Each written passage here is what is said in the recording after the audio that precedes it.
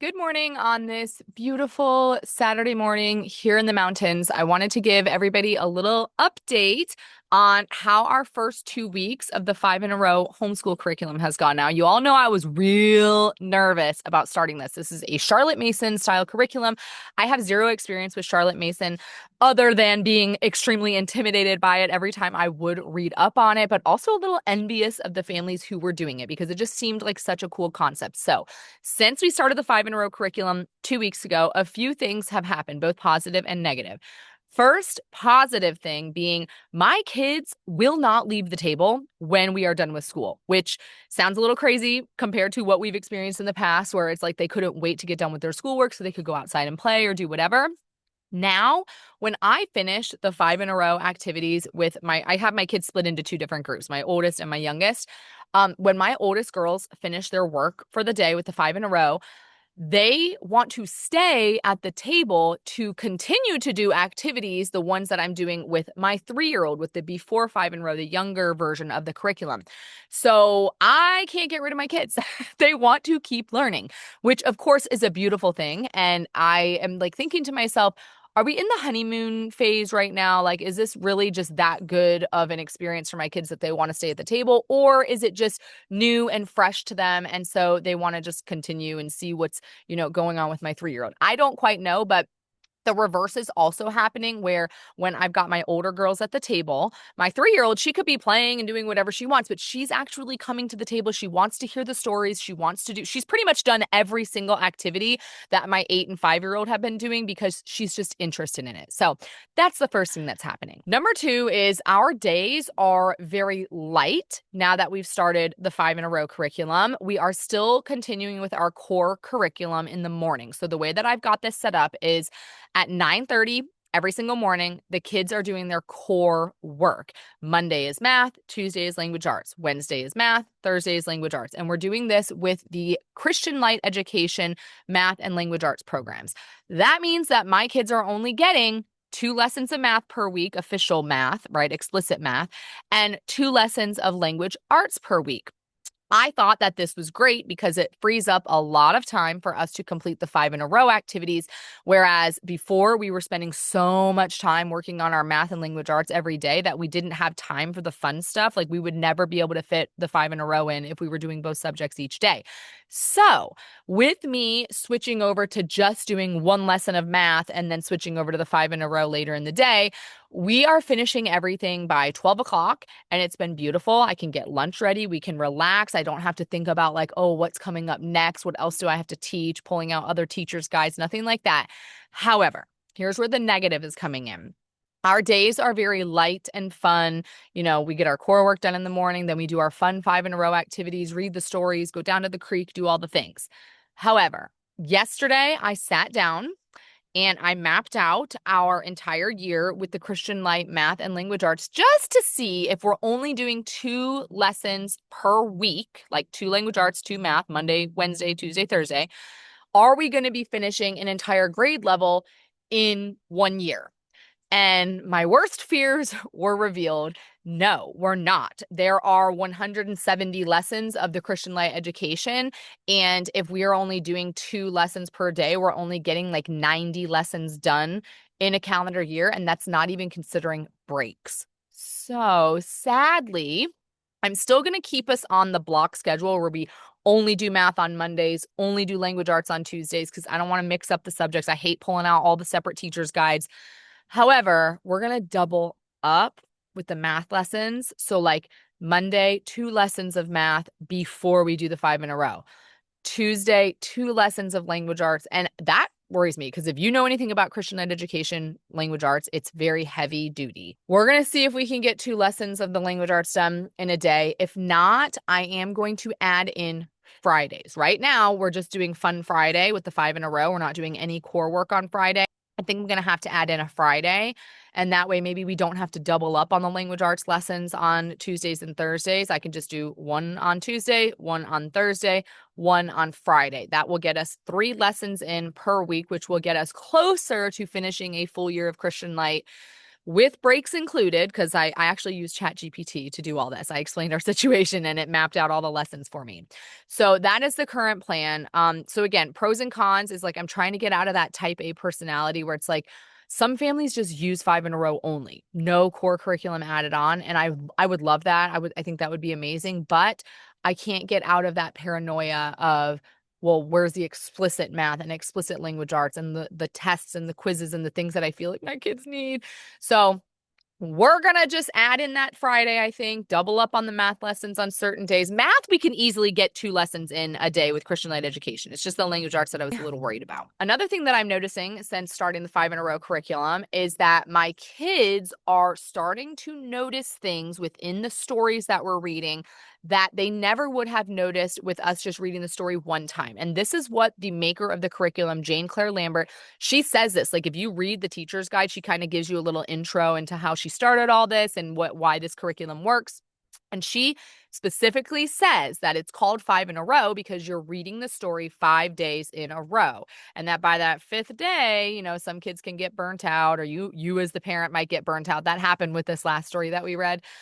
However, there is a method to the madness. And by you reading the story 5 days in a row, by that 3rd, 4th, 5th day, your kids are starting to pick up on little things, whether it's in the illustrations, it might be a word that I've said that maybe the past 3 days they didn't notice. And now they're asking, well, wait a minute, what does that word mean? They're noticing things about the characters, the storyline.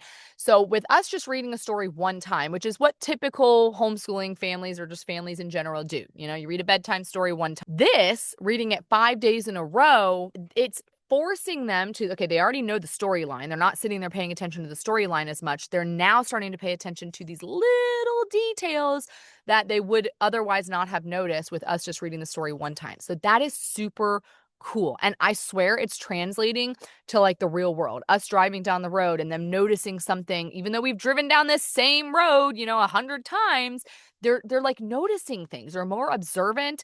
I don't know if I can attribute that directly to this curriculum, but it's just something that I've noticed since we started using it over the last 3 weeks. Very, very cool. And I will keep you updated on that to see if this is, again, just kind of like a fluke or if it's really something that's changing since we've been using it. Okay, and the last thing, which of course is the most important, which is the reason why we switched. I hoped and prayed that this would happen with the switch, and it has happened. I am enjoying being a homeschool mom again. Not that I was hating my life before, but when I was only using this structured Christian Light, Horizons, AOP, like, you know, we use like legitimate curriculums every single day, homeschool became daunting. It was like, all right, like, let's go to the table, you know, let's get out your math light units, get out your Horizons workbooks, get out, you know, oh, got to get my teacher's guide. I'm flipping through the teacher's guide. Like there was no excitement. We are keeping those core subjects and still doing those curriculums, but because I've lessened the load, now it's exciting. It's like, okay, let's get the core work done so we can go do our fun activity with the 5 in a row.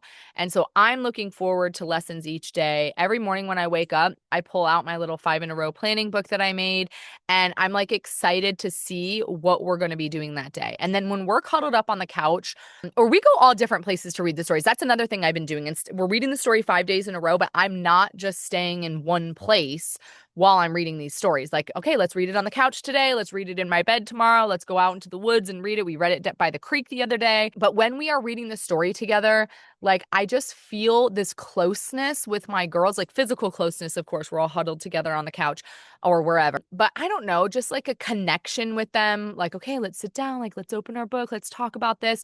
The map activity that you do after you read the story together, they put their little disc on the map of the world to wherever the story took place. Like that has been so cool too. My kids are getting in a geography lesson every single day just from that little activity that they've squeezed in with that. So it's just the bond that I'm feeling with my girls, I feel like has strengthened. I'm sure they see the change in me. Like, I'm sure they're noticing like, oh, wow, mom's actually excited to do school today. I tried not to make it that obvious before. Like, oh, here we go. Get out my teacher's guide. But it probably was coming off. They probably were noticing it. So I'm sure that they're noticing now at this point the excitement that I'm feeling and that they're feeling. And so it's just, that is what I wanted. That is the whole point of me switching over to this was I needed more feeling. I needed more depth within our homeschool day, and I feel like this has 100% given that to us. Oh, one more thing that I forgot to mention, and I need to make another video on this separately, but there is something very special about changing to a new story every single week. I feel like with, standard curriculums, you get burnt out because you're kind of like it's the same workbook every single day throughout the year. With us switching to a new story each week, even if we read a story one week that isn't like amazing, for example, the first week that we did 5 in a row, we did the story about ping. Kids loved that one. Okay. My students used to love it when I was a teacher. My daughters are loving it. I loved it. It's short, it's sweet, but there's a lot of depth involved in it. This week, we switched over to Who Owns the Sun, which is an extremely heavy, heavy, poetic, intense, beautiful, beautiful story. But it wasn't the same vibe as the ping. Well, the kids, even though they liked they didn't love it, but that's okay because guess what? In 3 more days, when Monday comes along, we're switching over to the next story. So it's almost like they're getting this fresh restart every single week. Me too, because I'm reading the same story 5 days out of the week. So getting that new fresh story on Monday has been really nice. It's something to look forward to. It gives us like a clean slate. And because the activities are different week after week, you're never doing the same thing twice, right? So last week we did simple machines activities. The girls learned all about different simple machines, how they work. Now, this week, we're going to start how to make an apple pie story, and we're going to be talking a lot about cooking and recipes and things like that. So that's the whole beauty of unit studies and Charlotte Mason curriculum in general. So I will be providing you updates throughout the year as we go along with this. The only thing that is going to be changing from the moment you watch this video to the next update will be us adding in that extra day of core work to try to get the school year done in 1 full year with Christian-led education. So stay tuned for that. And if you're curious about the 5 in a row curriculum, I highly recommend there is a Facebook page for 5 in a row families. You go join that Facebook group. I kind of like scrolled through their posts for a few weeks before I actually committed to this. And there's a lot of veteran homeschooling families in there that have been using this curriculum for a long time. They have great ideas. They post pictures of activities that they're doing. So highly recommend you going and checking out that Facebook group. If you're curious too about 5 in a row curriculum, try to get it used, like eBay, Facebook Marketplace. If you buy the brand new edition on Amazon, it's like $50 just for the one book. But you're using that one book for all of your kids and for the whole year. So it kind of is okay. But if you don't want to spend the $50 up front, there are used options on eBay. Just make sure you're getting the newest edition. Don't get the old cover with the spiral binding because they will not include the worksheets. The new editions do include the worksheets. All right, y'all. So let me know in the comments if you have any questions and stay tuned for all the wonderful updates from this homeschool year.